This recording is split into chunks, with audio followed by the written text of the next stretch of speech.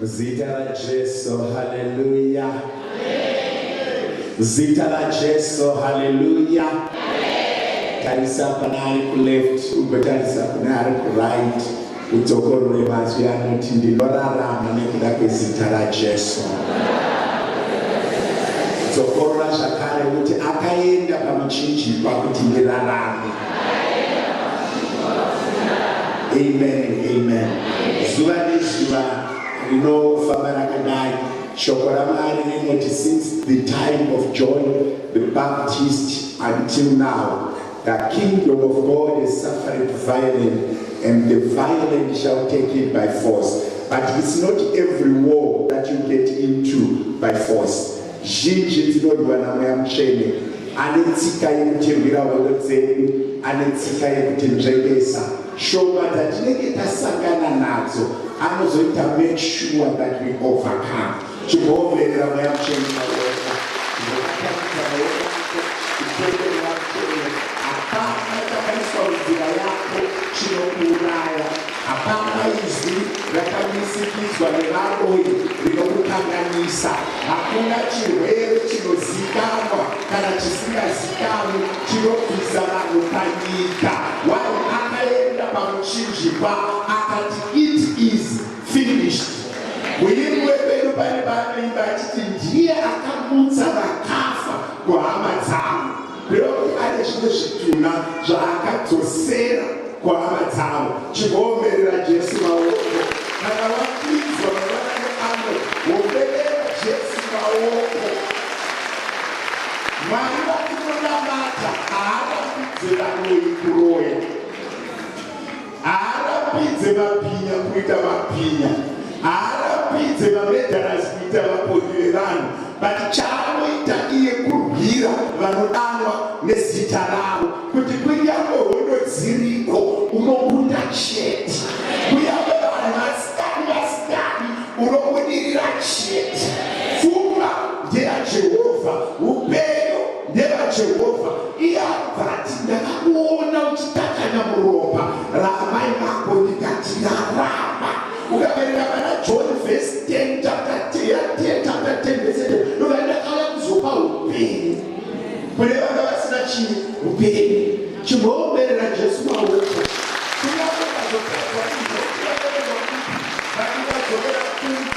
Uchiziva kuti simba rekurarama harina kuiswa maoko evanhu, riri maoko aJehovha.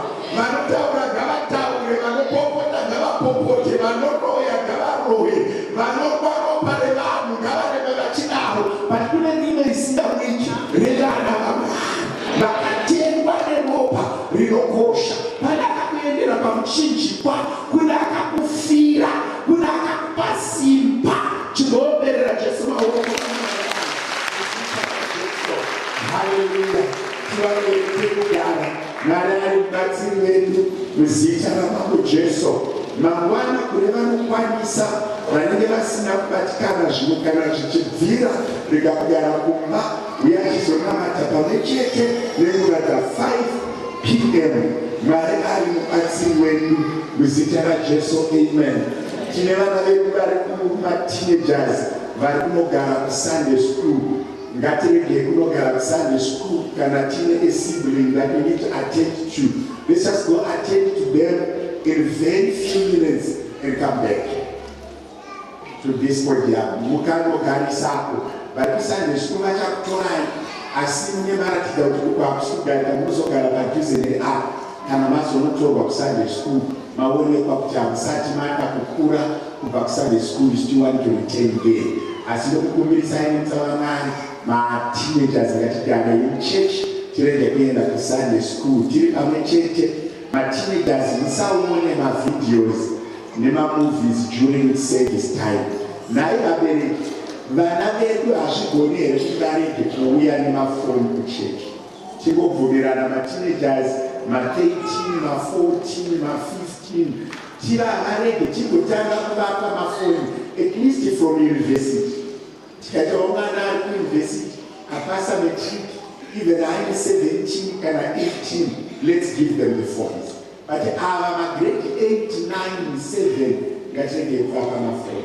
mafoni ngaasari kumba kana muchida kuti afambe nayo mweya nayo mochengeta inini kana maichengeta inini pamutera sevhisi momupa.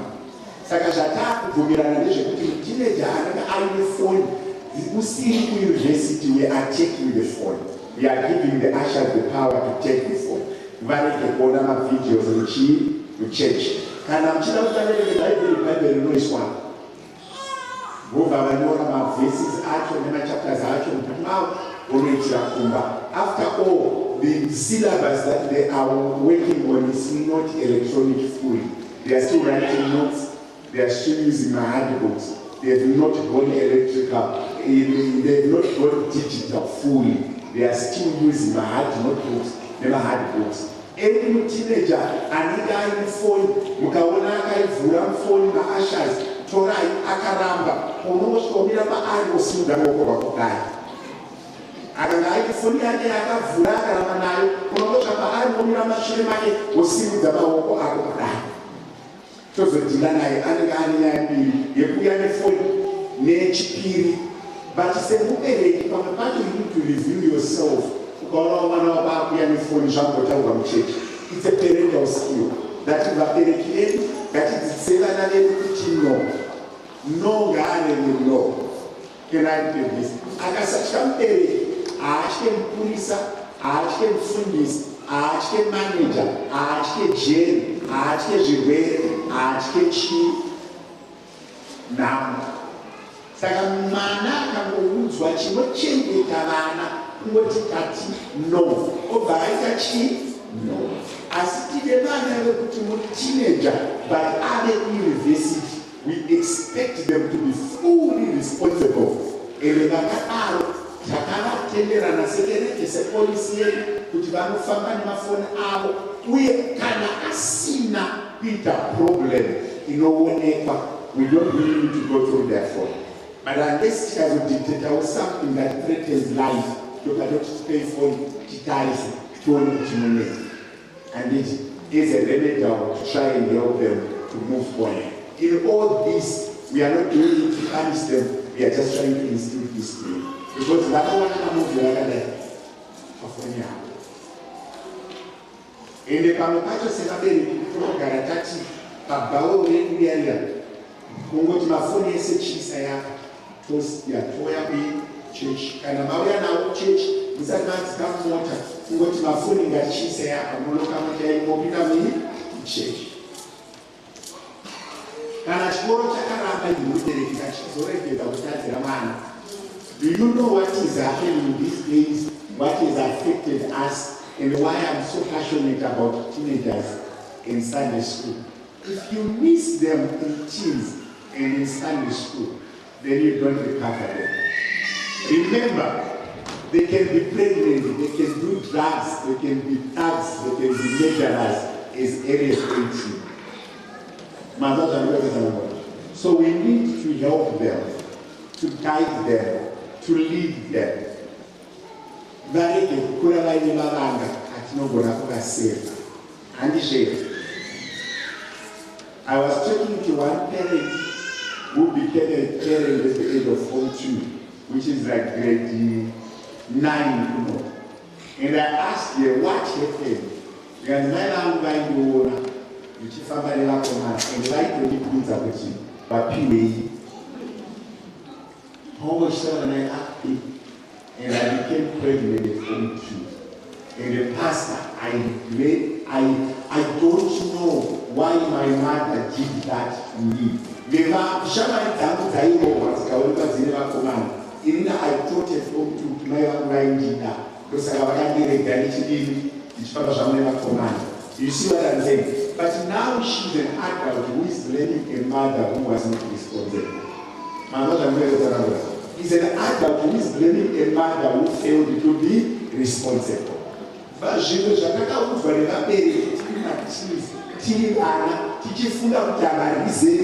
they are too strict. It's something that is keeping us going up to now. But let's help in any way possible. That sometimes they overcome the challenges of their generation. They need our mentoring, they need our guidance, they need our leadership.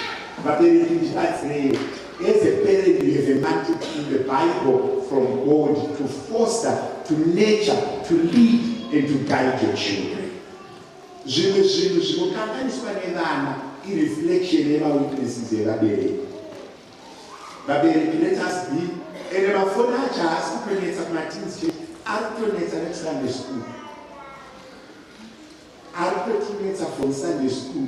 Vabereki vari kutoloda data, votopa mwana, votoya nayo church.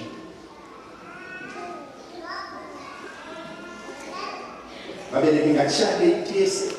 I want to repeat this difference. No matter how much successful you become, and no matter how prosperous you are, if it goes wrong with the children, it won't be nice. Pane mazuva atichazonyanya kusherisha the success of our children more than our own success. Those days are not far away.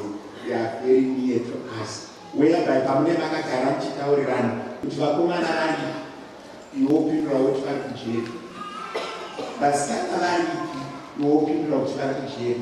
Vamwe vachiti tichazoenda kuchina kuvana, tichazoenda kucanada kuvana, tichazoenda kuSouth Africa kuvana, tadaidzwa nevana, tatenderwa holiday package. Where you are in the street, why? Anogona kunge makambomuregerera pataifanira kungomubatsira.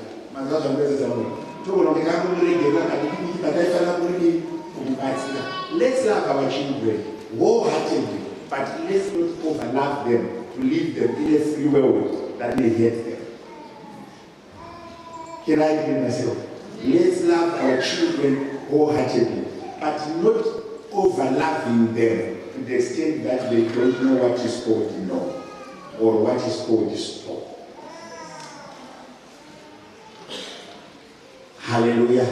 Tigamuchire sekuru chakatana amai vanga vachicheya muzita ramambo Jesu. Amen. Amen.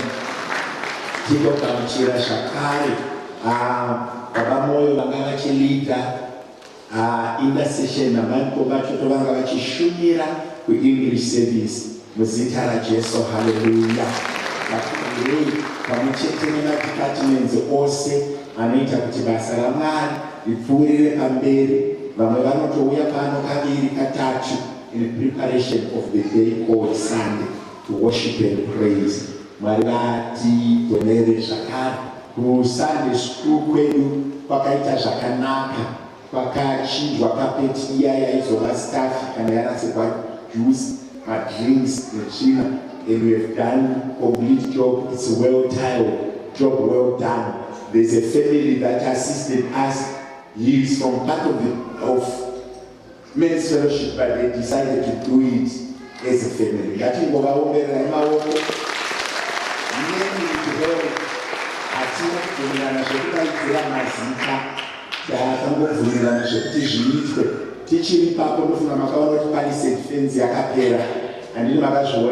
We have improved our security through increasing the height of the palisade fence. And the project yakaifanana baba vakabataniza mari vakaita, asi kuna nababa vasati ngatiomberera vana baba nechinhu chakanaka. Iproject yakaifanana baba vepamusha, but kune vamwe vana baba vakapledza vasati vazadzisa mukana uchiripo. Mari yerugare vachitiitira zvakadini zvakanaka, nekuti mari yacho haina kuzonyatsa kupererera, imwe yacho yakazobva kuchurch board. Mwari vachitigonera kuti zviite zvakanaka muzita raJesu. Amen.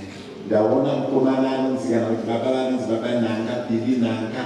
I remember him from our high school days, 98, 99. Vati vanondiziva kunyafara. Mwari vakuitirei zvakanaka, just where you are. That's a long time. Takaonana, Mwari vakatigonera. Uye ndikutotenda kuti muri mupenyu, ini ndiri mupenyu. Kune vamwe kuti munozobvunzana kuti amai akaenda kupi, zonzi akanova Nashe. Amen, amen. Nasani vakona vakufara kuchizwi. You could have also known vakufara kuchizwi Mr. Brian kufara kuchizwi pamwe chete nababa Jerry Junior. We were in high school together. isangana kuchiko SU namastaff sangana kuchechi vari vachitiitira zvakanaka. Haleluya.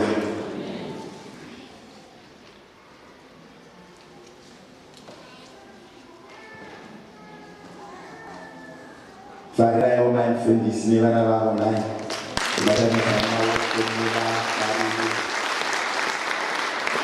vamwe vacho vari kuvakomana vari kuSunday school, but the big sister is in the house. Where is she? Just wait. Okay. Just stand up. That is Pastor's daughter. Maria Chikutwa, you can take a seat. Next time, look at our baby channel, say, Madam Fundis.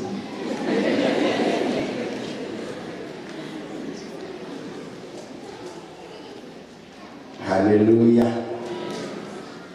Vangane vakafara mamanakana. Vanoti Jehovha uri pakati pedu, nyasha taishe wedu iri pakati pedu. Nasi patiri kutaura nyaya ye-establishment yatiri kuti isusu believe in the Lord and thou shalt be established, and believe in the prophet you shall prosper. 2 Chronicles chapter 20 verse 20. Mundiverengere yoyo pamwe chete na John 10:10 na Job 22:21 pamwe chete na Deuteronomy 8 verse 18. Mamwe acho manyore pasi akawandisa. Deuteronomy 30 verse 9. Iverengere yakajairika inozikanwa nemunhu wese. Mangwana ningwana vakaenda kugwenga reTekoa. Vava kuenda Jehoshafati akasimuka akati, tenderai kwandiri, Judha nevanhu veJerusarema, tendai Jehovha Mwari wenyu, ipapo muchasimbiswa, tendai vaprofita vake, ipapo muchabudirira. So they rose early in the morning and went out into the wilderness of Tekoa. And as they went out, Jehoshaphat stood and said, "Hear me, O Judah, and you inhabitants of Jerusalem. Believe in the Lord your God, and you shall be established. Believe his prophets, and you shall prosper." Then John chapter 10 verse 10. Mbavha inombouya kuzoka nokuuraya nokuparadza. Ini ndakauya kuti ave noupenyu uye ave noupenyu uye ave nohwakazara. The thief does not come except to steal and to kill and to destroy. I have come that they may have life and that they may have it more abundantly. Deuteronomy 8 verse 18.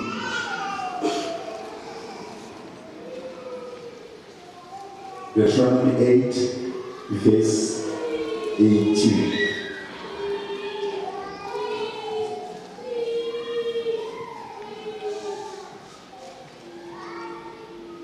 Asi urangarire Jehovha Mwari wako, nekuti ndiye anokupa simba rokuita ufumi, naizvozvo achasimbisa sungano yake yaakapikira madzitateguru enyu sezvazviri nanhasi.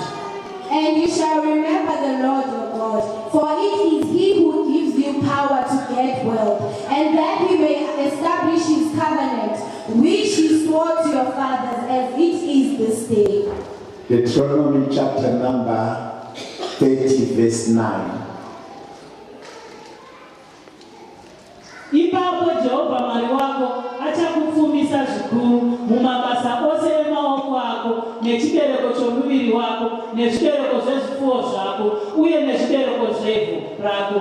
Jehovha achafadzwazve newe agokupfumisa sokufadzwa kwaakaitwa namadzibaba ako.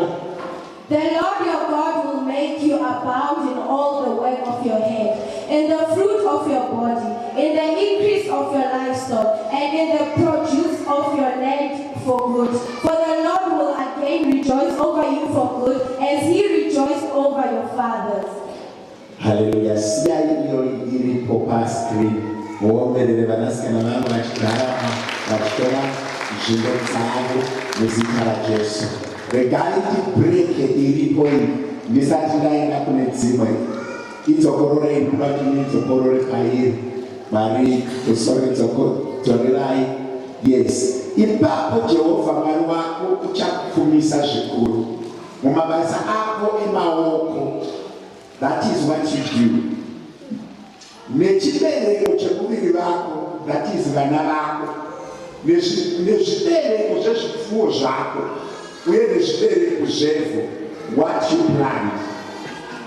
Jehovha achafadzwazve newe agokupfumisa sokufadzwa kwaakaitwa namadzibaba ako. Tikadzokera pathimu iyi tichawedza kuibreaka down. Chii chakafadza Jehovha pamadzibaba edu? Isusu tinonzi tiri vana vaAbhurahamu nekutenda. Munozoverenga zvepamukati kuti bhuku yemurayiro ngairege kubuda mumaoko ako. Zvoreva kuti whoever believes in the Lord, he gets established. It is impossible to please the Lord without faith. Chinofadza Mwari pamunhu kutenda. Zvibereko zvisati zvarepo, pfuma isati yarepo, izwi risati rarewa kuti believe in the prophet. Chinofadza Mwari kutenda. The primary qualification yekurarama panyika zvakanaka kutenda muna Mwari. Just that faith yekuti akafa akamuka, iye akandifira uye kudenga kuna Mwari. Haugoni kunofarira zvibereko usati vatenda mumuti unobuditsa zvibereko. Kureva kuti simba redu revaKristu rakanyanyira kuwanda pakunzwisisa kuziva kuti ndiri mwana waMwari. It should be written in a bold mark upon your heart kuti inini ndiri mwana waMwari. Mandiri muna Mwari, ndakabva kuna Jehovha, zvangu zvese zvine chekuita naMwari mukati. Ndinozviziva kuti vakajara kutora mwiri washe ndisati ndaparidza. But kune vanhu vari kutora mwiri washe vasinganzwisise kuti sei ndichitora mwiri washe, sei ndichifanira kutora ropa nemuviri washe ndichidya. Iye anobva ati rambai muchiita izvi muchindirangarira, kureva kuti patiri kuzviita is a sign of faith. Ndine munhu here vasikatani vangonanani kungonzwisisa kuti ndine inini ndiri mwana waMwari, matiri kuna Jehovha. Sekunzwisisa kunoita vana vepanyika senenge yababa vake. Ukatarisa vana vedu, they understand their families, they understand their surname, kuziva kuti inini ane chirichi. Ukatofunda chimwana changu chine 3 years chinokuudza kuti my name is Kukujiniki, kureva kuti maari makarovedzerwa, makanamirwa the aspect yekuziva kuti inini ndinombodze ani. Mwana waMwari musambiza identity. Don't lose the identity. Don't lose your source of power. Your source of power is to understand kuti ndiri mwana waMwari. Ipapo Jehovha Mwari wako achakufumisa chichaitira zvikunzi Jehovha Mwari wako, kureva kuti this God must be personalized before he does anything to you. You must personalize this God we save into your life before atanga kuita anything. Amen and amen. Ukaverenga kuna Deuteronomy 8:18 unobva shoko raMwari chinatsotaura zvakanaka. But thou shalt remember the Lord thy God, for it is he that giveth the power to get wealth, that he may establish his covenant, which he sware unto the fathers, and it is this day. We have to marry from Genesis, chapter number 1, verse 26. And after he had created a man and a woman, he blessed them. And when he had blessed them, he used 2 words: increase and multiply. We have to marry from day number 1. Akanga aine mandate multiply, which is a pure repetition of this verse. Irikutiyo ndicharopafadza zvibereko zvomiviri vako kureva vana, ndicharopafadza mhuka dzako nepfuma yako nevakaswera uchibata nemaoko ako, kureva kuti Deuteronomy is going to echo again what was written and said on creation in chapter number 1 verse 26 to 28. Tonozokera kuna John chapter 10 verse 10 yobva ndauya kuzokupa upenyu hwakazara. Chinonzi upenyu hwakazara kumunhu chii? Kudya, kupfeka, kurara, kufamba, because munhu akasikwa aine appetite, munhu akasikwa achitonhorwa, munhu akasikwa aine the power to multiply. So Jesu vati handina kuuya kuzobva nemurayiro, asi ndauya kuzozadzisa murayiro wekuti munhu ave neupenyu hwakazara. Saka kunzwisisa identity yako semukristu kuti mantini mune substance of increase, mantini mune substance of multiplication. Ukaenda kuma John chapter 10 verse 10 yobvayati wakaipa akauya kuzoba, kuuraya nekuparadza. Tine hondo yekuti as much as the Spirit of God is stressing that you have life in you, the devil is also stressing that there is no life in you. Kureva kuti munhu wese ari kunzwa mavoices maviri, rimwe riri kuti rarama, rimwe riri kuti parara. Ndopo unoona kuti tikati fambe panyika, kune hondo dzinosimuka, dzimwe dzacho dzinomanikidzira kuti utange kunzwa semunhu akuparara. Kwoitawo mamwe ma-words of encouragement anouya kutanga kuti utange kunzwa semunhu akurarama. Panyika yevapenyu pane hondo mbiri, imwe iri kuti rarama, imwe iri kuti parara. But ese mavoices ari panyika yevapenyu, kureva kuti vanhu vazhinji takazodzimara tagamushira kuti pamubati I need to live without. Wobva vafunga kuti zviri normal, but denga harina kurasika kuti urarame usina, denga harina kusika kuti urarame uine nzara. God cannot create a person and give that person appetite only to go and make sure that there is no food. Kureva kuti ma-appetites atinawo, kamwe yake kunzwa kuda kudriva kana Jesu mukati, kamwe yake kuda kunzwa kufarira kukwira train kana Satani mukati.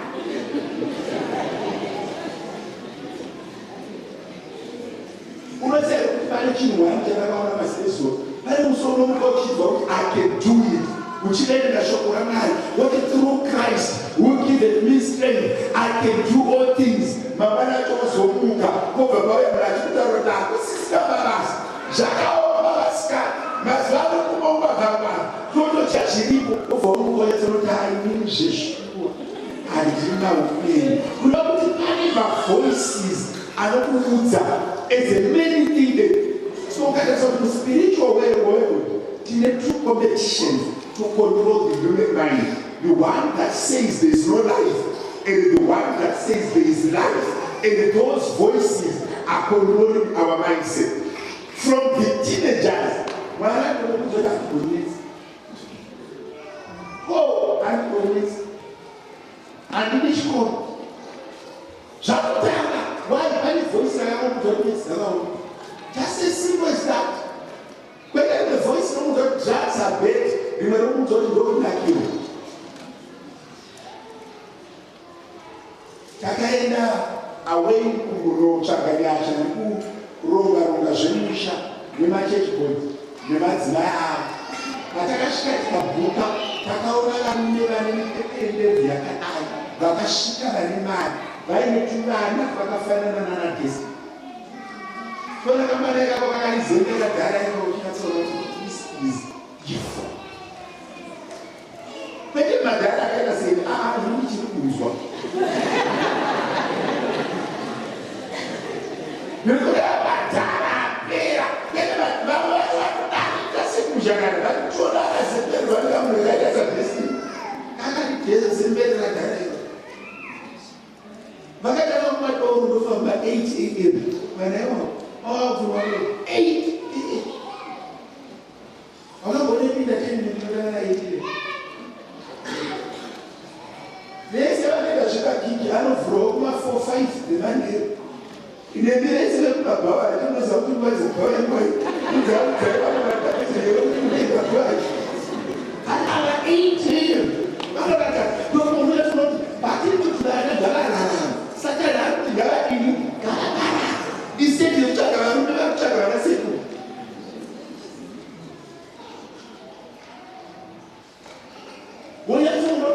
Same space, same environment. Remember to prosper, remember to perish. But chakula za church kutaza kuziva kuti inini ndiri mwana wa Mwari. What does a child of God need to do? A child of God need to prosper. A child of God need to possess. A child of God, you must have a mindset of possession. A child of God, as it desire young man, the plan young man is not to fail me, is not to strangle me, is not for me to suffer, but desire the plan young man is for me to prosper. What is the reason why I need to prosper? Or what is the foundation? Believe in the prophet, believe in the Lord. Yes, say you're putting in my because I'm going to go to church, so we share identity. Kutaza kuziva kuti iwewe uri mwana wa Mwari.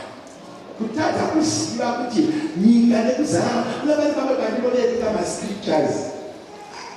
Ndiri ndega, I feel confident. But pandinonosangana nevanhu, the confidence goes away. Do you know the devil that is fighting you is your actual network?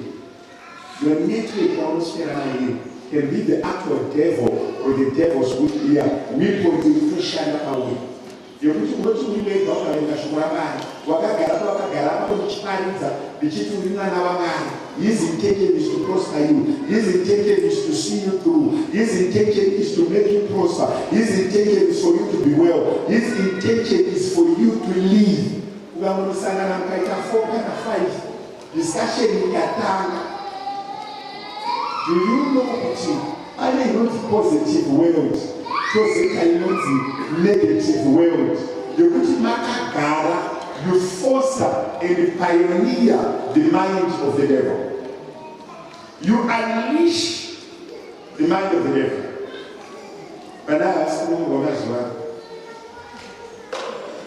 Mazwano tukuta muziki.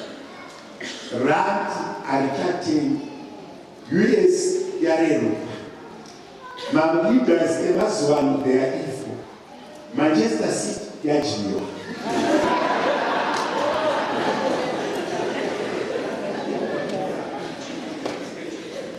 Teseke anadziwa. Araramu. Nsodolino anadziwa. Teseke ni I think the question United. Anadziwa. Lord, munogona kupedza 30 minutes mustakara pamambo tichitiri happen. Anodziwa, anofa, akuna vanhu, tinoenda, tinofa, tirikutambudzika, vakarabana, akabiva. Hapana kusvika munogona kutandara kubva na9 kubva na6 dzemanheru kusvika na9 muchimbounisha the mindset of the devil. Abereka Bhaibheri yamuona here, sketi yake yakachikaza, mai yakaona here, wivhi yake yakudona, sheti yababa yakaisa kuainwa, mukomana uyauya achibandika akaputa manje, mai vakadena varohwa nemurume wavo, kuchechi kwedu kwapera power. Hours muchiunleasha murangariro waSatani. Chimwe chete chinoratidza kuti uri mwana waMwari. Ukazvitarisa, handina murume, handina mari, ndinogara wani, but vadini kungotaura kuti ndine utano hwakakwana, handirwari, handina medication yandinomwa, handina chiri kundinetsa. Wadii kutaura kuti ndine mwana, wadii kutaura kuti but I still look beautiful, wadii kutaura kuti but hembe dzichiri kundifita, wadii kutaura kuti ndine basa. Kuva nemurangariro wekuziva kuti I don't possess the devil's light. Waona sisa vane vakurisa aiwe vanenge kuza kune mindset inoattracta nhamo, kune mindset inoattracta Satan. Baba vaye mafambiro vangachita nemurume munokadzi anenge asirwavo kubeta 3 hours uchingota. Do you know the devil is controlling the mind? Jesus is also in the Holy Spirit controlling the mind. Those who don't know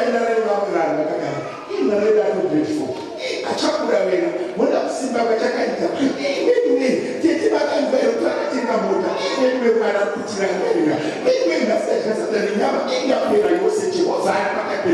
Pale pamwe zozana bandamu chiwe vatuma. Bepale pamwe zodadi muchiwe yekena. Ati muchiwe panyika yevapeni. Unaona ngere ene mugera akuna nakazana kuti varogas vanhu vari kufa. Accident yakavamidzana. Kutika kwayaita vatombisenderwa avakuona indaona yakaiti vakune kuferi dake kusvika pamurano nokuchiona mabvunzo evanhu nevanhu vakangokanyika panyika. Ene Satani ndozvaanoda akauya kuzoba, kuuraya nekuparadza. Saka ivo vagara mugehena uri panyika yevapenyu. Ndine munhu here mazwana ingokutaipatozenyokuvanhasi ndaakungogara nevatuma, pfungwa dzangu ndaakudzitendera kufamba nevatuma. Ine munofunga kuti dai Abhurahama airovana naSara, vatuma vai vaipfuura nekwe. Ndaamunofunga sevanhu hazvizi mubaibheri. Tiri kuti dai Sara naAbhurahama vaigara vagarisana mudenga nemukadzi wenyimi, vatuma vaipfuura nekwe. Sara kudai kuti Abraham Sara otishewe. Ndovari kuti nekutuma aripi atishewe. Weamura chitosavo vavanopedza mvura hauna nakuwe. Weamura vatuma vanosukuruka, vanobhururuka. Ndiro dzadzigari panokakavadzana nepanorwiwa. Chimwe chatadzisa vatuma kupfuura nekumba kwenyu inyaya yekuti muri mugehena.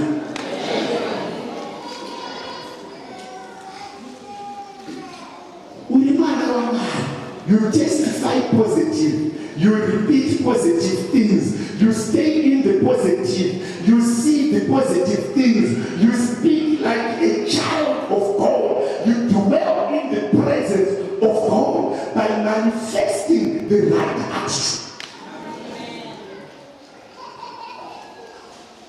When I said that my song is praising, when the Mahola and Sarah Bachelor, when I got time Sapas, what the Nakis are standing. Obama botama omanakirwa maditaura. Ndiveza kubatsira munhu tichikutadzisa vanhu kubleso. Inyaya environment that you create for yourself. Sometimes it's not even friends, it's you. Wakagara mumba in the time of meditation and imagination. You imagine Zwara Waro. I will imagine Zwara Wachirwa Kesu. Baba Mungai Wawa. Deti, the driver. Wakakuwaka 1 in 5 years, ukatengerwa uniform kangani, ukatengerwa maKFC kangani, ukaendeswa out kangani, ndine munhu ene mangwananani kupedza kubatsirana newe kufundisise kuti what makes good people, what makes people rich and sound is what they believe in. Vanhu vazhinji vatatirirete. Ndakana matireme hama akachechwa muchani. Fundisi ndakapromiswa moti ndikati nani zvanemwana ndikomana bari asi anonyepa munhu iyeye kufundisa. Saka promisi yacho makaiga muchirirei kana achinyepa. Ndikati anonyepa nake ndikati bari baakadaro kudai ana kunyepa ivanhu nevana vatatu. Baakadaro kudai akanyepa here kana kune vana vatatu. Vana mai vane vana kana akataro kuda uye vanhu akanyepa kana akazonyepa zvino kuti chekutanga chacho chinokosha haana kumira akazadzisa. Saka kana akambozadzisa chitenda akazvomuta unoziva kuti mai ava havasi kutenda kuti munhu wavo anatendera mota. Saka mota chaini vari kufunga kunoterwa ani uzvorokuswera murume vakutosunga mabhaudhi vaada kutoromotwa vakaisa spana vaada kuwana chikoda akaisa spana vaada kudaidzwa kupisjo vakusunga nemazwi avo vanonzi uyai pawikendi kutibatsire friday manero vati hazvina kuzovirira kudia mai vakaisa zvipanera nomuna kutaura nezvayo. I need you to know that when we believe in God, we live in the environment that attracts God. Vana vakanana mai ngatiputei unotobva church Thomas akati handigoni kubvuma kuti Jesu amuka kuvafa kune vakafa ndoda kuona maoko ake ndiise chigumwe changu mumaoko ake ndizive kuti zvokwadi adi amuka. Vachipita John naJames vakabonzi amuka akati akati achamuka. Saka simba ravo rekuita minani nesimba ravo rekutuma nesimba ravo rekuita mabasa makuru rakauya pakutenda. Believe kuti uri mwana waMwari. My scriptures, do you know yandalerekesa kuna Deuteronomy? Unotobvaita your God will make you abode in all the work of your hand. Pamubata, whether matomasi, whether muriwo, whether sheep, believe kuti whatever I do, He will make it a success. Don't live in self-doubt. Do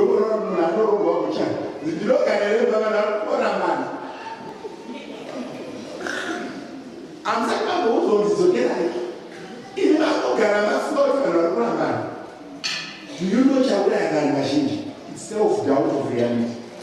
Doubting reality. Do you know why people make testimonies? They make the doubters not to doubt. Testimony reinforces the faith of weaker believers.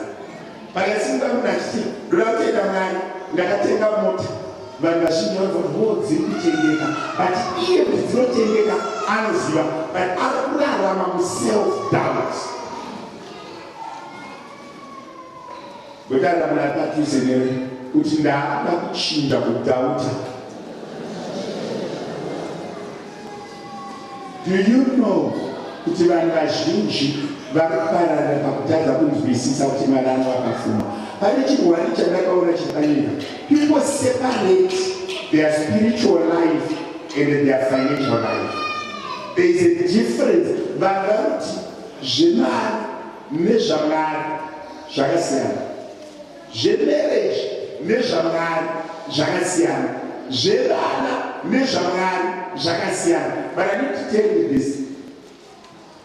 In Christ, it's one package. There's no difference between your financial life and your spiritual life and your social life and your emotional life. It's a one package. There is no one who is in Christ and that Christ cannot influence their spirit, their establishment, their children, their marriage, their money, their children. Hakuna munhu anogona kuti Mwari vanonamata akasiyana nemari yangu. Because simba rekubata mari rinobva kuna Mwari. Simba rekubata pfuma rinobva kuna Mwari. Simba rekubata urekuva neupenyu rinobva kuna Mwari. Saka zvinhu zvese zvakangozara muna Mwari. Hakuna chinhu chinonzi ichi ndinoita ndega pasina Mwari mukati. Everything that we do, it starts with God, it finishes with God. The introduction is God, the conclusion is God. Panouya munhu panyika, first step anopa fagora mufundisi. Panofa munhu panyika akuenda kumakuva amuvige mega kana mune order. Even mabhatiti anofira kuchechi, anofira kujeri, anovigwa nachaplain. Kloko panotanga munhu anotanga naMwari. Kaanopedza nani? naMwari. Saka hakuna chinhu chatinoita chiri out of context yaMwari. Mai nevasikana hakuna bhebhi rako riri out of Christ and hakuna mukomana wako ari out of Christ. Musikana wako ari in Christ. Zvese zvouri kuvaona pamusikana woti she is beautiful zvakaumbwa naKristu ndiye muridzi wazvo. Saka ndingaizvoti hazvinga hazvina Jesu mukati. Upenyu hwatinorarama hunotanga naJesu huchipera naJesu, kubvira kumarelationships kusvika kupfuma, kusvika kuhutano, kusvika kukubuda nekupinda mumba, zvinhu zvese ndezvaMwari. Saka rega kuzoti hatikuita zvechechi, uri iwewe ndiwe chechi. Jesu obva kubva nhasi, I'm no longer staying in a physical temple. Don't you know kuti miviri yenyu itemberi yaShe, kuda kuti hamuna nguva dzamunogona kufunga kuti hamuna Mwari. Kwese kwamaenda muna Mwari, chese chamabata muna Mwari, chese chamaona muri muna Mwari. Uri rubasa uchirova nehama, ataisa simba rekusimudza hapura ndiMwari, aisa simba rekufema ndiMwari, aisa appetite kuti Mwari nesimba rekurova nehama ndiMwari. Saka vavavani ngatitendei muna Kristu. Let us be grounded in Christ. Tishave mamwe areas atinoti haana Mwari.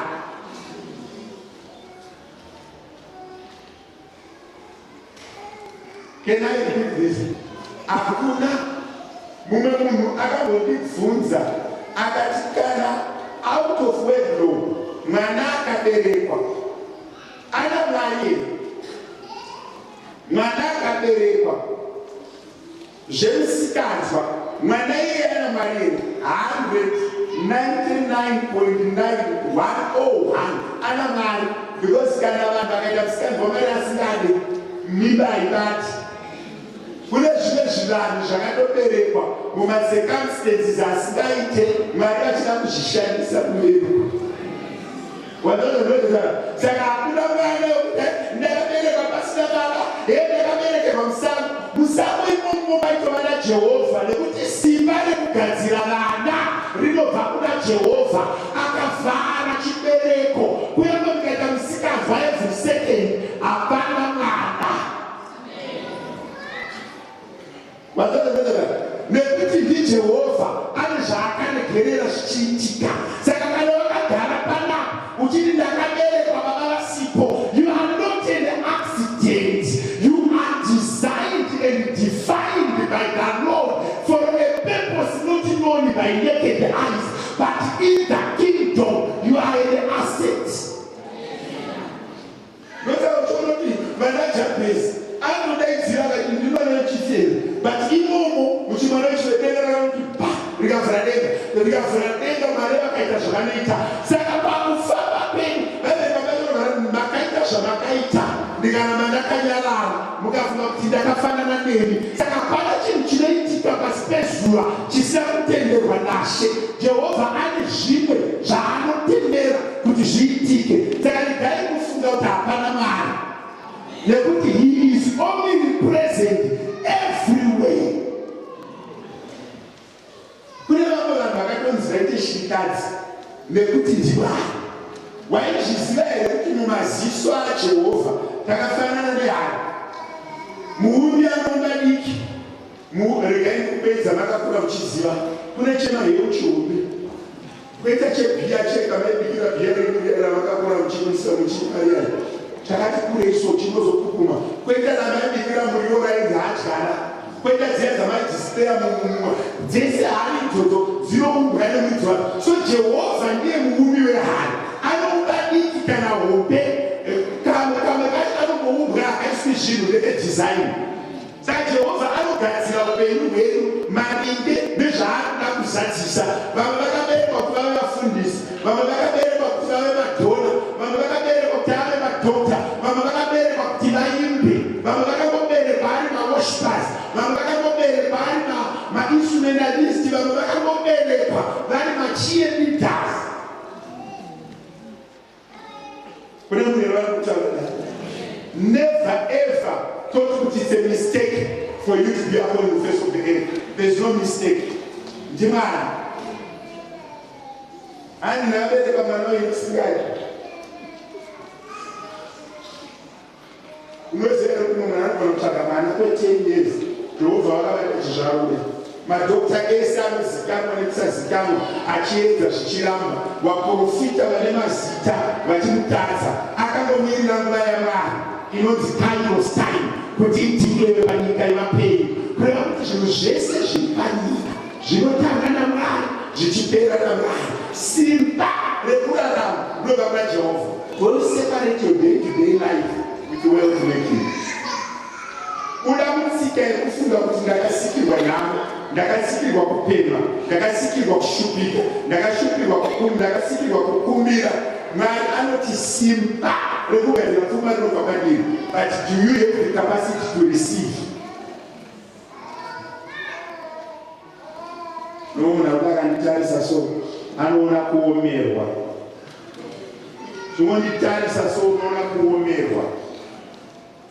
Tarisa so unoona kuomerwa. Usaomerwa.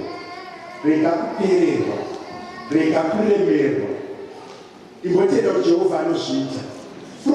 Unoenda pamwe pacho ndavanoti vanhu kana vachine chekudya nechekupfeka havanenge vane zviri nani. Vada kumirira extend yahaka yekuona mwana akufa kuti vatange kutenda kuti Jehovha anoita zvinhu. Unoda kuti zvitange zvanyatsakuoma kuti utende kuti Jehovha anoita zvinhu. But I want to repeat this nekurevesa. Jehovha anoita zvinhu kuvanhu. Iri darkness yesituation yako. Mangwana anoda kumbotenda Mwari kuti Mwari ndiri zvandiri uye munoziva zvandiri. Nekuda kwepandakapfuura napo kana pandakapfuudzwa nako kana pandakaremerwa nako. I want you to show me that there is a living God in heaven who can answer prayers and remember those that have been rejected, or remember those that have been taken advantage of upon the face of the earth. But I want to say this to someone. Rega hari chinhu wani chinorodza pasitezuva kuti maKristu anofunga kuti kunamata kwakasiyana nepfuma. Kana takunamata nekutsvaga Mwari zvinhu vitu zvakasiyana. Mwari inowanikwa muprayer. Life yatinorarama inowanikwa muprayer. Life yatinorarama inowanikwa muprayer. What we live is the manifestation of what the word of God has said. Manheru pandainamata Mwari ainiudza kuti kune vamwe vanhu vaapera mwoyo wekuti akatarisa upenyu hwake, akatarisa vana vake, akatarisa vaari kurarama, ari kuona sekuti Mwari vakundikana. And I come back and say to you, Mwari havakundikani. Rega kunyanya kukoshesa mazwi anotaurwa nevanhu vakapfekwa naSatani. Rega kunyanya kukoshesa mazwi anotaurwa nevanhu vari mukingdom of the devil, that do not see life in you, that do not see hope in you, that do not see tomorrow in you, that do not see any possibility happening to you. Mwari anoda nani? Kana pane chinhu chinoitwa naMwari panyika ndechekuti Mwari anoda munhu. When God created the man, he said, Mama, when we are lacking someone, I know we are angelic anointing, I know she can regard you and say, please. Pauli Papo, Oscar Ogat, it is okay. After everything has been said and done, after everything has been spoken, after everything has happened the way it has happened, you need someone and I can favor you too. I shout about it is Shakaringa. Hatiri kutanga kutenda kuti it is well. Ndokari kutanga vatuma kusimudza mhepo inopisa inorangarira vanhu nekusimudza vanhu. It's not God's design that you suffer. It's not God's design that you are mocked. It's not God's design that you are troubled. It's not God's design that you lack. It's not God's design that people can do what they are doing to you. Tanga kungotenda in the word of God. Kungotenda ndiye ane simba rekutifumisa. Believe in the Lord and thou shalt be established. Where did not establishment? Remember it in various areas.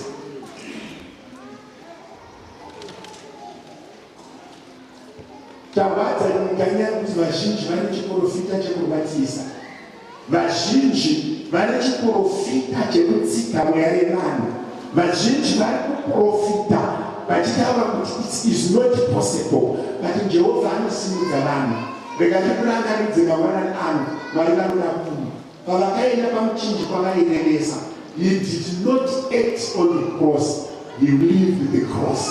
And he did not leave the cross for only the selected one, but for anyone who believes in the Lord. Bible vana hakuchina mukadzi kana murume, muSamaria kana muJudhea, kune vakadana Jehovha akavavhurira suo akavapa. Mwari anoda munhu. Begane kukwirire pachena. Mhuka inonzi munhu, Mwari ane chekuita naye. Ukaona munhu akaremerwa, rega kusekerera kana kufara. Mwari vanoda munhu.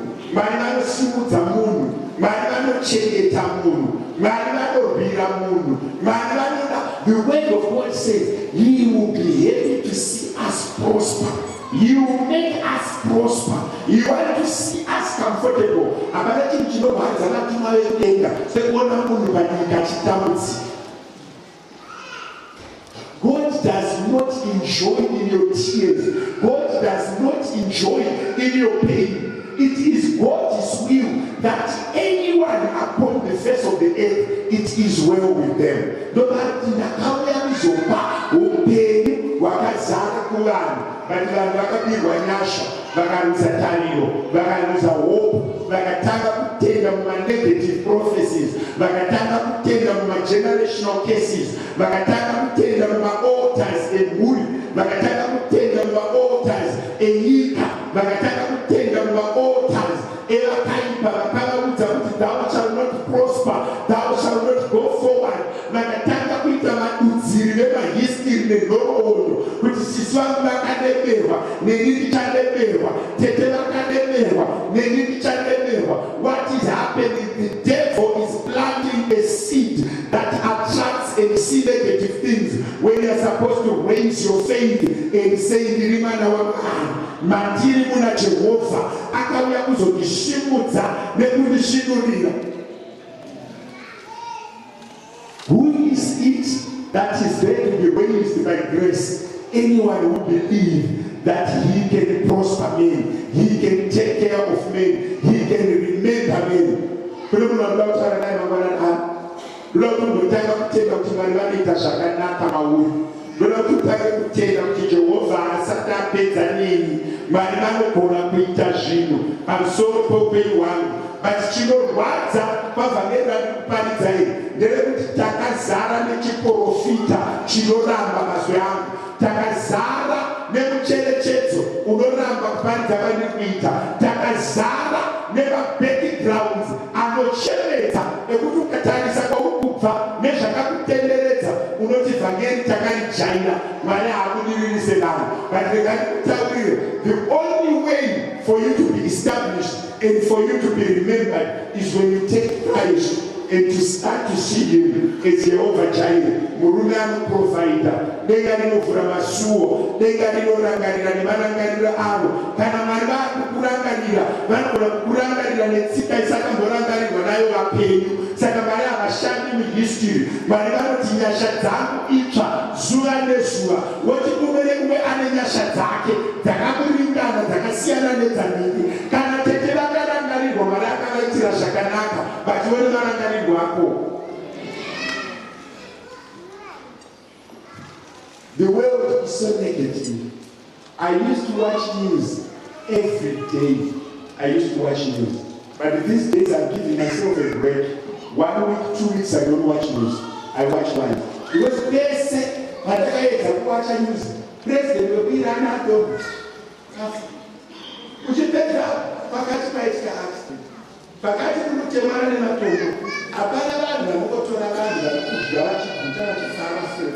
Uchigona iwo vari kufara. Kana uchida kupinda munewspaper ifa. Izvezvi handidi hauzikanwi panapa, uri mudzimai hauzikanwi panapa, uye wakashama. Mangwana cheneno nebhekiscape, munhu wesanga kuzwa kunonzi handinogambana mani. The world is waiting for failures.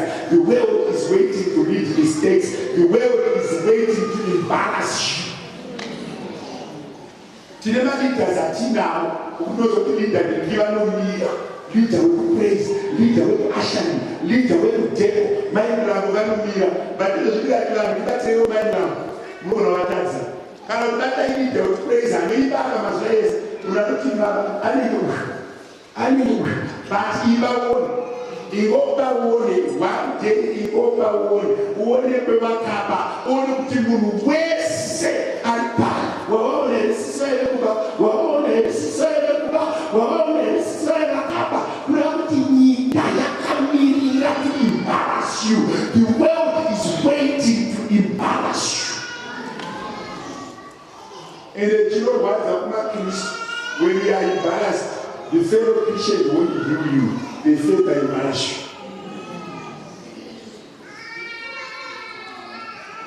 The world that is of Christ, which is silent and proper, and the world which is of the devil, which is loud and violent. One of our sisters, but zvikaenda nepamwe ichezeuzi vanhu vakamirira kuzokutsvagira madownfall ndopazozina Jesu Satani akauya kuzoba kuuraya nekuparadza ini ndakauya kuzopa upenyu husingaperi kurova pamwe pacho patinoselebrate vana vanenge vaita mistakes, we are actually helping the devil to succeed. Unoda kuchinoita kuti news dzevanhu vakafa nevanhu vava zirambe dzichibudiswa ine kuti everyone is buying the newspaper and ikaiswa pafacebook inoita maviews nemaplays akawanda. Vakaposta nhasi mukasaverenga, vakaposta mangwana mukasaverenga, vakaposta kuswera mangwana mukasaverenga, they change the attitude. The media and information changes that. Yosho zvakadaro kune media vemuchechi vakutodaro vakaona darara vanhu vamutsara vakazvona kuti mweya wacho atoya muchechi vandombe akagara padhuze yamukutse kuti mune mapapa nehope vanokuisa paskirini avo uchimoiswa paskirini chechezande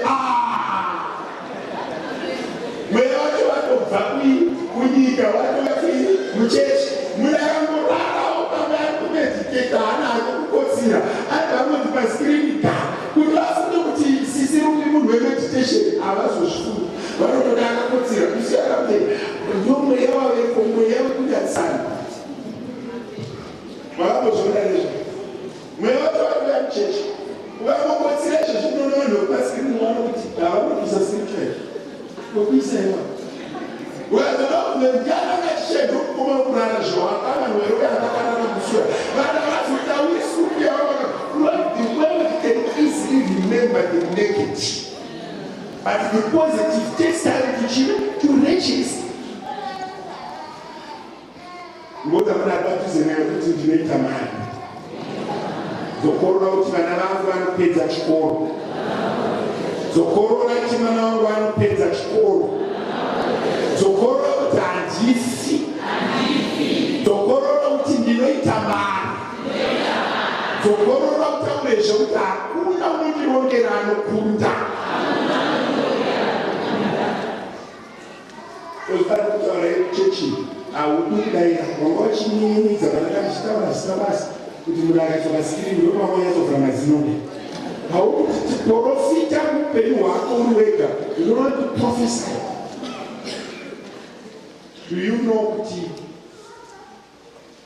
the Holy Spirit was telling me that if you want your child to succeed, that's continue telling yourself, my child will prosper, my child will prosper, my child will prosper, my child will prosper, my child will prosper. As the many things so it is. Kana zvazara mumusoro mangu kuti mwana wangu anobudirira. Do you know chinorwadza pamusoro? Ivo vakabata mwana wako wanzi mufundisi namatire wawati James zvanzi namufundisi kongorero James hanzi namushumiri kongorero sati vekunyika yedu makana wapeza James mwana wariwoimira rumbi wechi4 ngareki kuita zvakanaka soro wake ngaukuru kudarika makuru rurimi rwake ngaruwaka vachiko iwe kana wakumozvanzi namufundisi iwe hauna chavataura watumwa uyu wekunyika yerima, they prophesy negatives in detail. Kune vanhu vakafana vakuririra say words in prayer day in day out. Chiprofita chako ngachidarike kunyika. Prophesy upon your children. See it happening. Continue to say it. Kana vakatishana nakuririra kateni inini ndakataura ka500. Unaelewa? Yeye wakatara chi katini. Inini ndakataura chi ka500. Mazaka ngabo wana mbepo kumu. Atake Gazo kiana mbepo kumu. Ziko batara nemushipezera. Tunobara. Wasanga nemamo mazi 1 million. Akuti ndinorarama. Blokupa 1 ticket ndakadzidza. Uye anoshandisa. Kana ndikaremerwa zvekutadza kuda mati ndinoti Jesus. I use my fingers. Take this side, take this side. Jesus.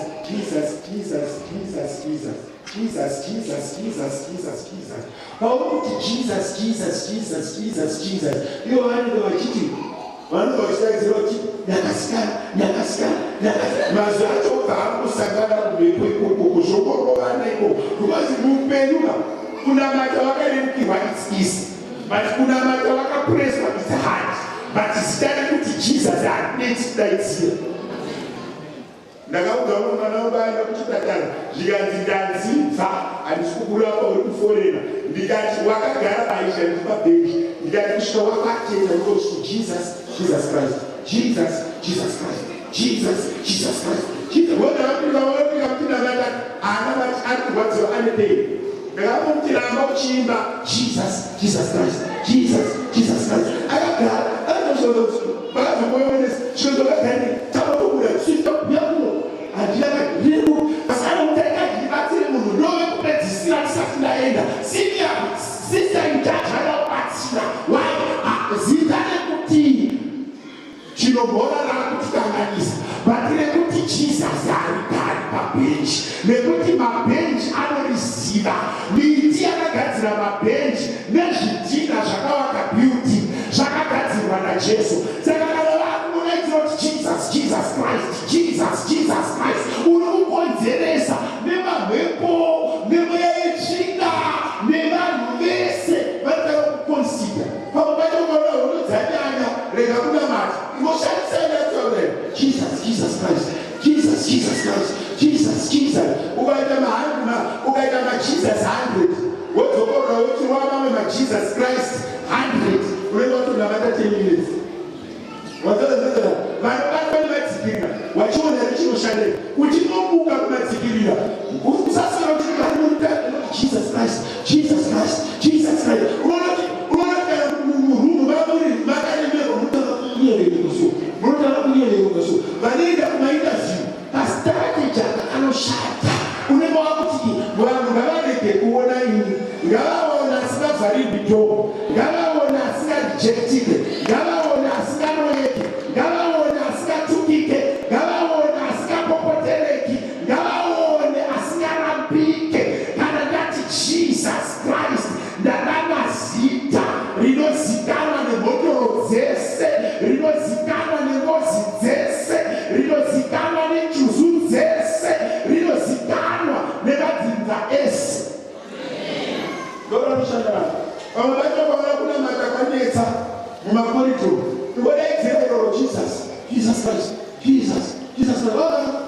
That's all food to cheese meeting. That's all surrounded up by the poor. The pain was good. But I was that so right. But just like I'm not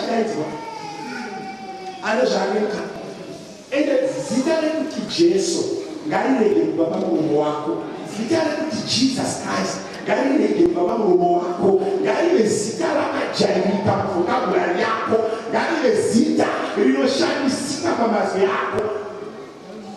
Kwete kuti pese unototaura ndimi moendishi, ndimi chihera, ndimi rakayanyisoko vanamurarama nezvekuka. Não precisa de eu acho que eu vou no matisco. Quando eu tive esse cara, você quer o que eu vou no matisco. nepese yachakatobvaruka kare. Why? Because we saw Okasopano, Botora, Setono, Shantisana, I don't recognize from school. The way Zita to Jesus Christ, never to Jesus. I find good vocabulary. Why? That's our foundation. Mama, message kachema chwana mara chutonyara iyo kamupata mfano beta baby child Jesus kutongoti ndakumwana akafana marano yama pandi kufura banando kamukaka every 2 hours nechidaidzira Jesus Christ pambato mupenyu panobodiwa kamoment of maintenance kubuda mune zviri normal vanhu vakufunza kuti Jesus wachani wakabara iro Jesu wakutaura I'm sorry, I'm not sure. That's my spiritual life. Unataka kutsitsa kupedza kunyengetedza kuti unzwisise kuti you need Christ, kuti unzwisise kuti out of Christ there is no life. Besides Christ and out of Christ there is no life. The whole life is in Christ, even if it means mentioning His name every second.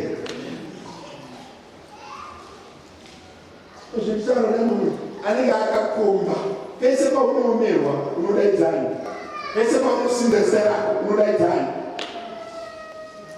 Ndozi hapa munoti mwana wachiriki, that is good. But kuzono wachiriki ane paanogumira. Asi uzoti Kristu hapana marinisi, hapana marinisi. Kana wana Kristu unopinda maofisi ese anotyisa neasina chisa. Rimwe zuva ndainyora ripoti yakarambwa first time, yarambwa second time, yarambwa third time. Saka munhu achaiverenga munhu ndakazoenda papeji yese kumazuva topedzisira vakati Jesu.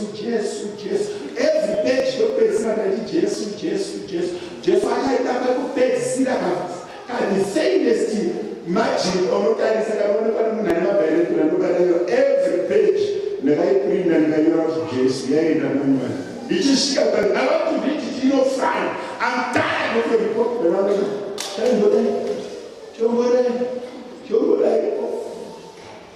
ndakuda kuona kuti Jesu again Jesu chi again, He has done it. And I thought Jesu, ndakati Jesus aite zvozvo zvinori akati Jesu.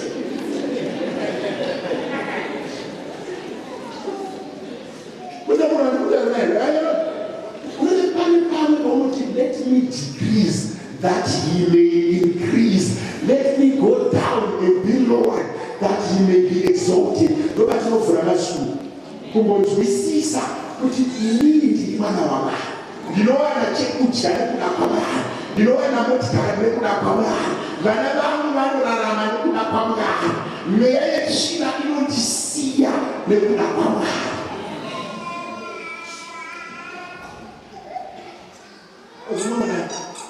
Unombovimba kuigwiro chii chaunovimba nacho. Isuwa tinovimba nezita raJehovha kuti kana ari kurutivi rwedu haana hondo yakakundikana, haana ruzivo rusina kuvhurira paaifanira kudarika, haana akamumisa paaifanira kupfuura. Imbotenda muna Jehovha kuti simba problem yatakaona ikuita nevanhu vanofunga kuti Mwari naMwari zvakasiyana. Those things are one. Do you know kuti money ministers to God? Ukatarisa mari zvatinoitengesa zvinozadzisa creation yaMwari. We buy food, we buy shelter, we buy clothes. Zvese zvinhu zvakadhina Mwari tine nazvo. Because munhu agoni kurarama asina kudya, munhu agoni kurarama asina kupfeka, munhu agoni kurarama asina zvishakati. And Mwari achiri kunotenga to minister to creation. So there is no separation between money and creation. Yo. Today nanasi rakatidzikei ruda vanhu vanonzvera. Alright, vana vava vanoseva muviri vashande, vanoseva kumuviri vashande. Pamuri kutora muviri vashe nhasi, I want you to dedicate it to Christ. Ndichadzoka handisandapedza. ndinodzoka kwamuri manje manje handisati kapedza kuparidza. I'm coming back to you. Wakutora mwiri wacho, wakutora mwiri wacho. Ndoda kuti munhu wese paupiwa that iwe ndipewo one unondidemonstrate. Munhu wese paupiwa mwiri wacho maendesa Michael Mwashuti. Waupiwa mwiri wacho uda kuti unodzokorora kuti Jesus Christ 10 times. Usati watora mwiri wacho. Unodzokorora mwoyo mako, haungaiti nofo zvekuita kuenda kusvikira. Thank you. Muviri wacho wakadai ukapinda first people like this. Wakadai. First plastic pane chingwa. Iri pazasi pacho pane wine. Wakangorisiva this is all complete. Paukunotora chingwa nemwiri wacho nhasi. I want you to repeat Jesus Christ 10 times. Usati warara kupa kunyanya vaya vanoita madzikirira. Uri kunodzokorora Jesus. Just say Jesus, Jesus, Jesus 100 times. Kune vanoita intercession vanomuka midnight, you are saying Jesus Christ 100 times. Usati wanamata mazwi yako 100 times Jesus Christ. Usati warara Jesus 100 times. Paukutora muviri washe Jesus 10 times. Ngatibokudzai zita raJehovha. Vamwana vanotenderana nekuti zvakatinakira sechechi. Tibosimudza zita rekushanukwa kudarika mazita ose. Paunoona usati warara Jesus 100 times. Kana une nguva isazvimudzana zvako, tora bepa nepeni. Taiti 1, 2, 3 Jesus, Jesus, Jesus. Kana 10, 9 obva wasacheraini. Wonyora futi kusvika wasvika 10 makanoza obva wakotsira. Kana uine specified prayers anouya after this one yandakupai. Manheru imaintercessors uchibuka Jesus Christ 100 times wozoenderera. Kana wanoita it's enough, tasimudza zita remusharukwa hande tinorara. Hauri kutora muviri wacho uri kundiitira 10 times. Jesus, Jesus, Jesus, Jesus, Jesus, Jesus, Jesus, Jesus. Uno munhu kuti achakutanga kunzwa kuremerwa nekunodzokora. Uchaona kuti mamwe mamhepo achakurambidza. Kana uriinda sesanomuka mazuva ese nasauniki. Haadi kunzwa zita rinonzi Jesu. Ndokoti bedroom raunorara rigodaidzwa Jesus and Jesus Christ 200 times today. Tiboona kusimba kwemadzikirira, tiboona kusimba kwenjuzu, tiboona kusimba kwehope. I'm telling you, ukadaidzira 100 times hakuna chuzu inopinda imomo, hakuna tsikirira inopinda imomo. Mwari wedu vanotiitira zvakanaka. Kune munhu arisingagoni kuti anoti handidzokorori zita raJesu. Ndaida kuti mudzokoro rapasita Jiriji wairemerwa, but nhasi ndatisiyana nezita remunhu. Ngatidzokororei remuridzi webasa akafira kereke pamuchinjikwa, akaiitira nyasha, akaisunungura, apedzazvo akaiti ngairarame. Vakorinde vekutanga chapter number 11 verse 24. Are you ready? And when he had given thanks, he broke it and said, "Take it, this is my body which is broken for you. This do in remembrance of me." Rekainena mate vavanokutendai kupata kutora muviri washo neropa renyu Mwari.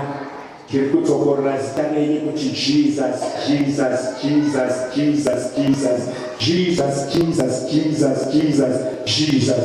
Vavatadzokorora izwi renyu nezita renyu ravakatondera kusunungura. Patakatora ropa iri ropa renyu nemuviri wenyu, tiri kurangarira rufu rwamakafa kuti isu tigova vapenyu, uye tive nemvumo yekudaidza zita renyu as much as we can in remembrance of you.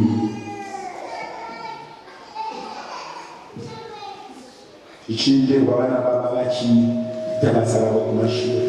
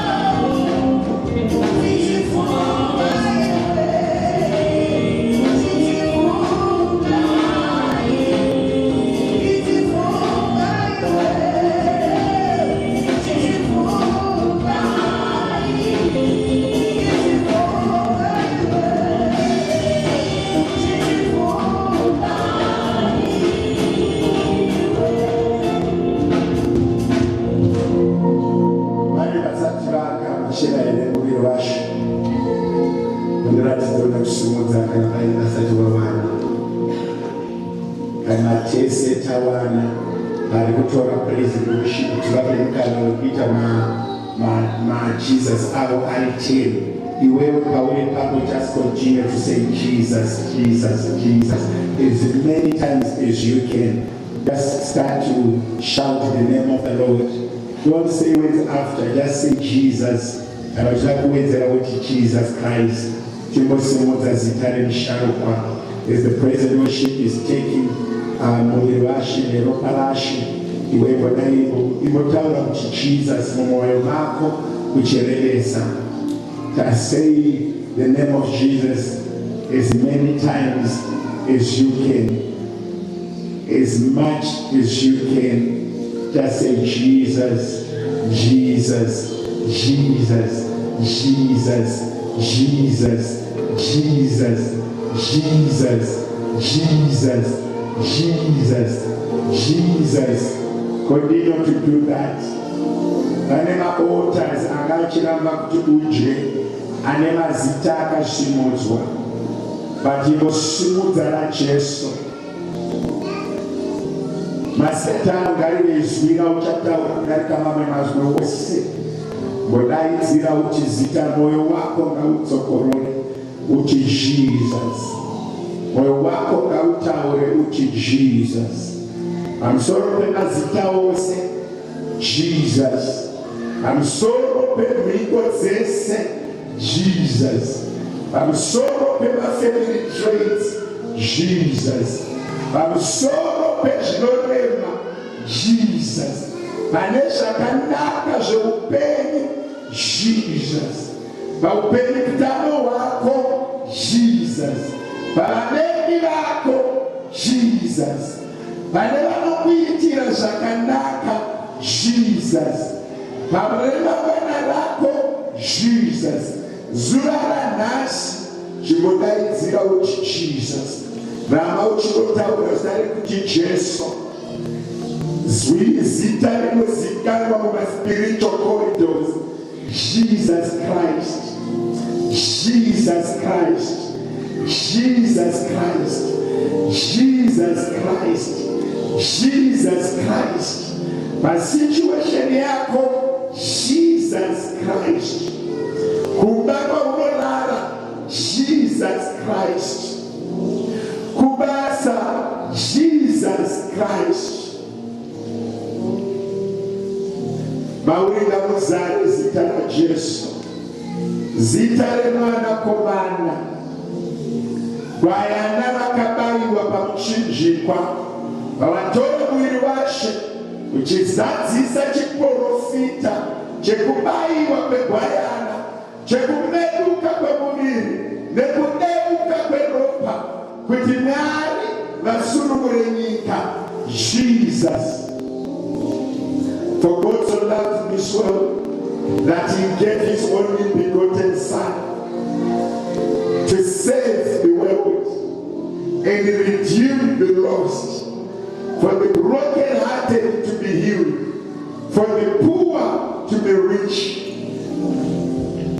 for the blind to see.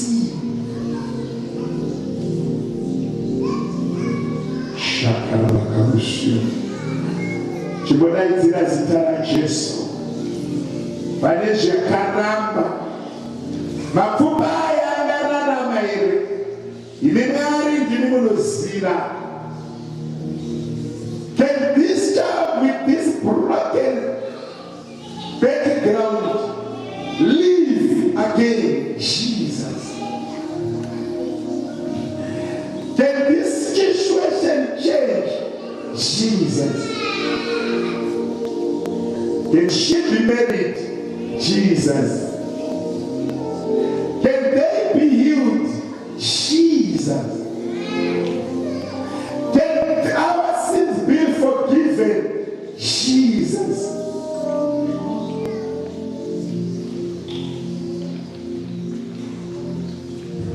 Maota zayanga parara. Jesus.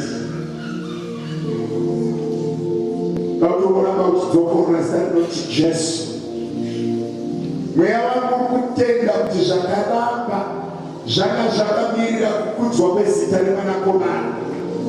Mweya wangu kutenda kuti zvisiri panzvimbo zvanga zvakamirira masikati ano kuti timboti Jesus Christ, the author and the finisher of our faith, Jesus.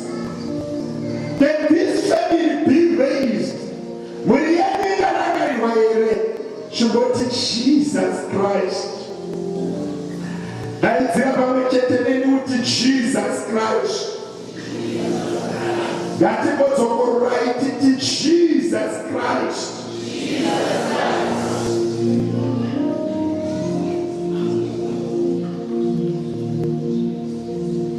God is the one who maketh rich.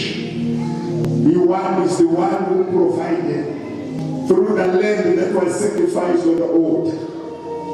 And he came to give life and life in abundance. May the power of the Holy Spirit and the ministering of the Spirit start to set the church and heal the church. Right now, Manema background angakaramba, Nema situation angakaramba, Zikana Jesu la simodzi wangari zadzisi.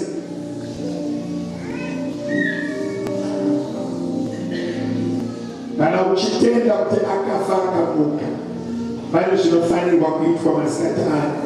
Upenyu uchinje, haugoni kurarama uchinzi hero, haugoni kurarama uchinzi murombo, haugoni kurarama uchinzi haana chekudya, haugoni kurarama uchinzi murwere.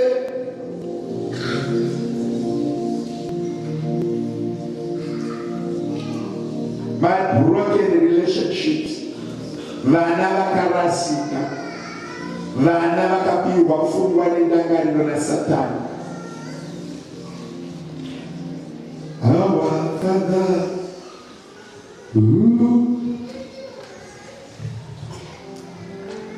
simuka netsoka dzako vanopedzisa kumwiri vacho vachipedzisa. Tiimbe pamwe chete tisimudze zita raJesu.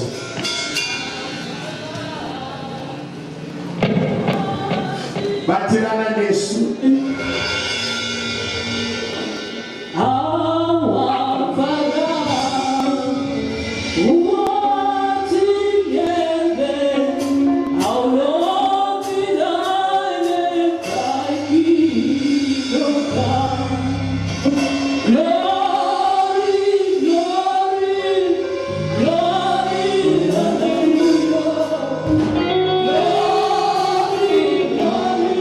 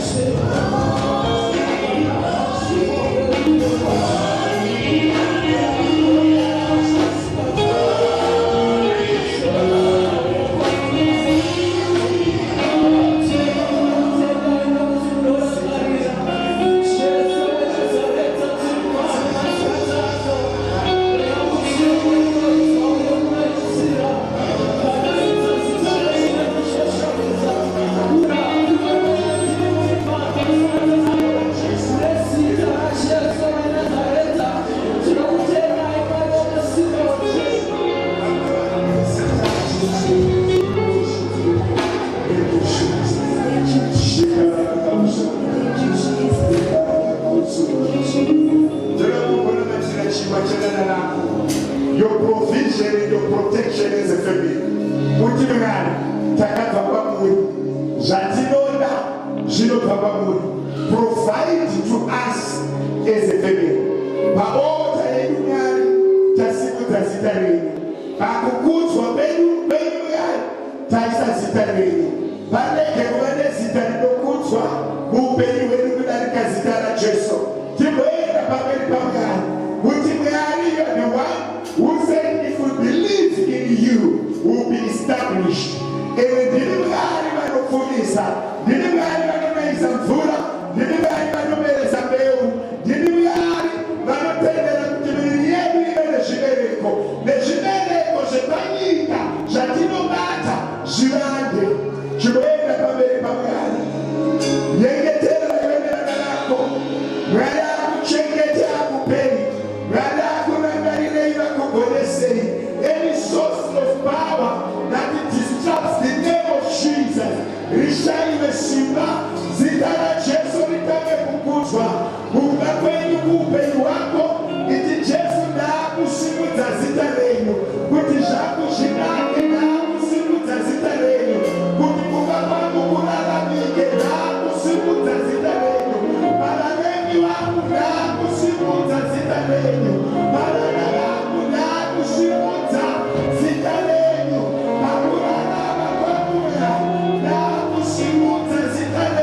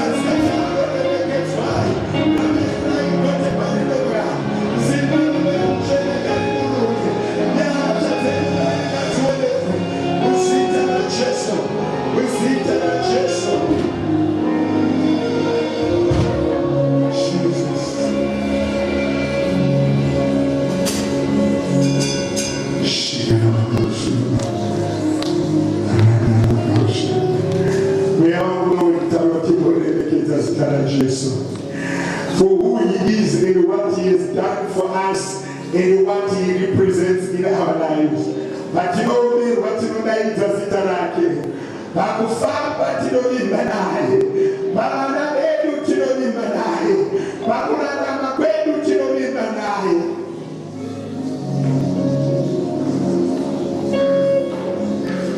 Kule munanofana mukuza. Wondo dzavakatarisana nadzo. Zirikuda kuti zita raJesu rikudzwe. When the praises go up, his glory comes down. Kuna varume vaiti pakati peusiku paine vavarova vakavavarira mujeri vanosimudza izwi ravo kuna She. Denga rikavarangarira. Iwe neni tine basa ramasikati ano. Ngatimokudze zita raJehovha. Dzimwe hondo dzinoenda nekurumbidza. Dzimwe hondo dzinoparara nekurumbidza.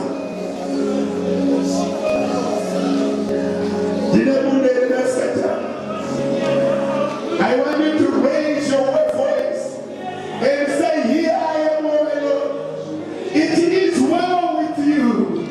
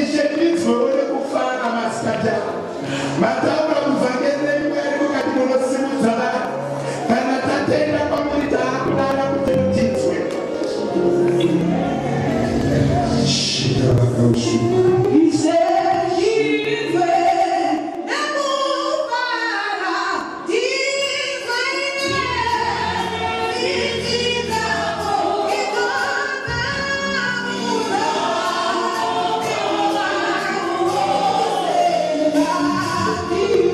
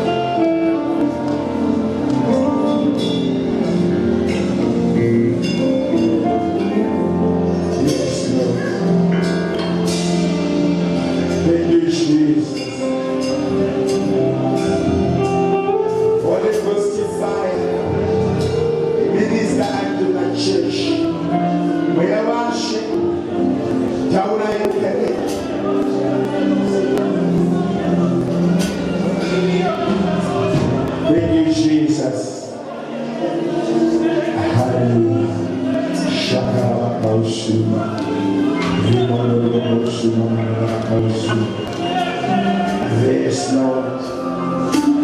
Holy Ghost in fire. We are worship. Set your church. Let's get Jesus.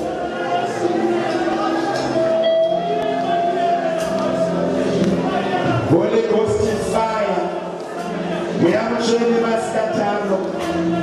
Taura in church in the Zorodanae. Vakabatibwa upende mwenye china. Vakabatibwa upende mazita. Akasiane nezita na Jesu. Gaushanduke Maskatano.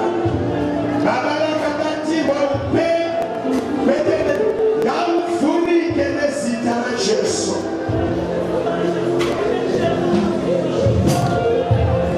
Nimeramba kabatibwa upende mangepo. Mwamchene gatange kusimungura. Uyende panchimo ya umefana kuwe uri.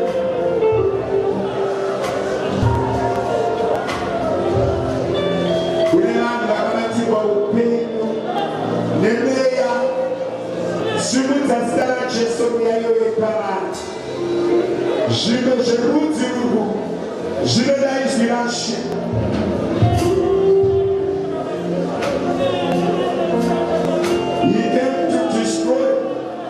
Akalekele Satana anofarisa akasautwa izwi anoenderera.